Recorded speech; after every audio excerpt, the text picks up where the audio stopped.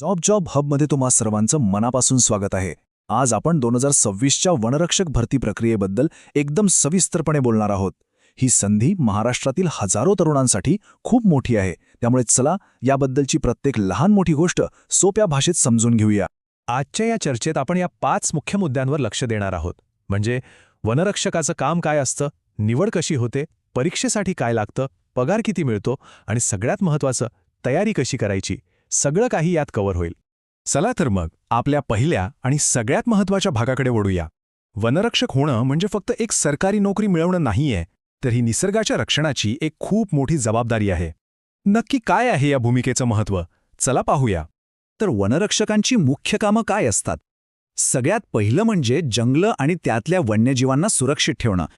त्याचबरोबर अवैध वृक्षतोड आणि शिकारीला आळा घालणं, जंगलांना आगीपासून म्हणजे वणव्यांपासून वाचवणं आणि आपल्या वनसंपत्तीची व्यवस्थित नोंद ठेवणं, ही सगळी त्यांची मुख्य कामं आहेत. थोडक्यात सांगायचं तर ते आपल्या महाराष्ट्राच्या नैसर्गिक वारशाचे खरेखुरे संरक्षक असतात. ठीक आहे, आता आपण वळूया निवड प्रक्रियेकडे. कोणत्याही परीक्षेत यशस्वी व्हायचं असेल तर तिची प्रक्रिया नीट समजून घेणं खूप गरजेचं असतं, नाही का? चला तर मग पाहूया वनरक्षक बनण्याचा हा मार्ग नेमका कसा आहे. ही निवड प्रक्रिया मुख्यत्वे 3 टप्प्यांमध्ये विभागलेली आहे आणि हो, प्रत्येक टप्पा पार करणं बंधनकारक आहे.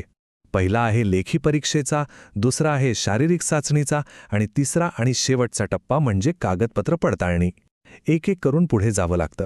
यातला जो पहिला टप्पा आहे म्हणजे लेखी परीक्षा, ती आता ऑनलाईन पद्धतीने होते, ज्याला आपण कम्प्युटर बेस्ड टेस्ट किंवा सीबीटी म्हणतो.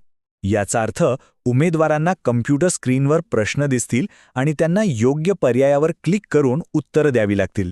चला, आता आपण परीक्षेचा पॅटर्न आणि शारीरिक पात्रतेचे निकष काय आहेत हे जरा खोलात जाऊन बघूया.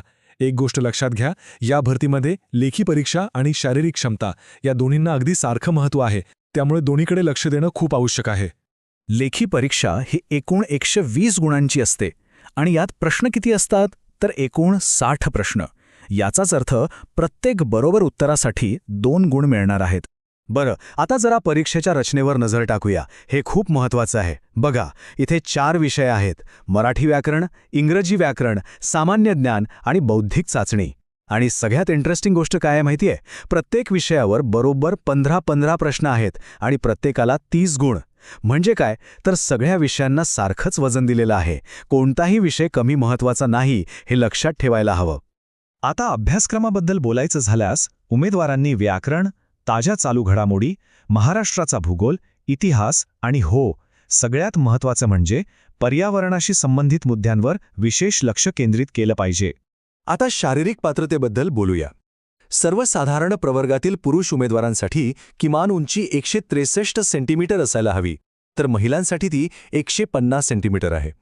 अनुसूचित जमातीच्या उमेदवारांना यात थोडी सूट देण्यात आलेली आहे, हे आपण इथे पाहू शकतो. शारीरिक चाचणीमधला खरा कस लागतो तो धावण्याच्या चाचणीत. पुरुष उमेदवारांना 5 किलोमीटरचं अंतर ठराविक वेळेत पूर्ण करायचं असतं, तर महिला उमेदवारांसाठी हेच अंतर 3 किलोमीटरचं आहे. यासाठी स्टॅमिना आणि नियमित सराव प्रचंड महत्त्वाचं ठरणार आहे. चला, आता पुढे जाऊन बघूया की या पदासाठी पगार किती मिळतो आणि अर्ज करण्यापूर्वी कोणती कागदपत्र तयार ठेवायला हवीत, कारण चांगल्या पगारासोबतच कागदपत्रांची तयारीसुद्धा तितकीच महत्त्वाची असते. वनरक्षक पदासाठी सरकार मान्य वेतन श्रेणी आहे S7, जी 21,700 रुपयांपासून सुरू होते आणि 69,100 रुपयांपर्यंत जाते. हा झाला बेसिक पगार. पण थांबा, फक्त बेसिक पगार नाही, यामध्ये घरभाडे भत्ता, महागाई भत्ता आणि इतर भत्ते जोडले जातात. हे सगळं मिळून उमेदवारांच्या हातात दरमहा अंदाजे 32,000 ते 36,000 रुपये पगार येतो, जो की एक खूप चांगला आकडा आहे. आता कागदपत्रांची तयारी. बघा, डॉक्युमेंट व्हेरिफिकेशनसाठी ही लिस्ट तयार ठेवा.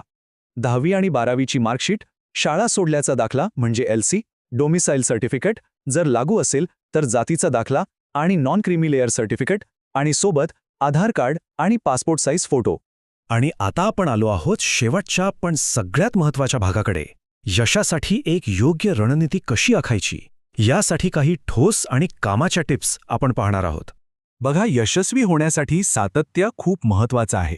रोज न चुकता किमान 4 ते 5 तास अभ्यास करणं, जुन्या प्रश्नपत्रिका सोडून परीक्षेचा पॅटर्न समजून घेणं, धावण्याचा सराव आजपासूनच सुरू करणं आणि पर्यावरण विषयावर खास लक्ष देणं, या गोष्टी खूप फायदेशीर ठरू शकतात. आणि शेवटी एक गोष्ट कायम लक्षात ठेवा, ही नोकरी फक्त त्यांच्यासाठीच आहे ज्यांना खरंच निसर्गाची आवड आहे, ज्यांना जंगलात काम करायला आवडेल आणि समाजासाठी काहीतरी करण्याची इच्छा आहे. ही फक्त नोकरी नाही, तर एक प्रकारची सेवा आहे. तर ही होती वनरक्षक भरती 2026 बद्दलची सगळी आवश्यक माहिती. आशा आहे की ह्या संपूर्ण मार्गदर्शनामुळे तुमच्या तयारीला एक योग्य दिशा मिळेल. जॉब इन जॉब हब पहिल्याबद्दल खूप खूप धन्यवाद आणि तुमच्या तयारीसाठी खूप खूप शुभेच्छा.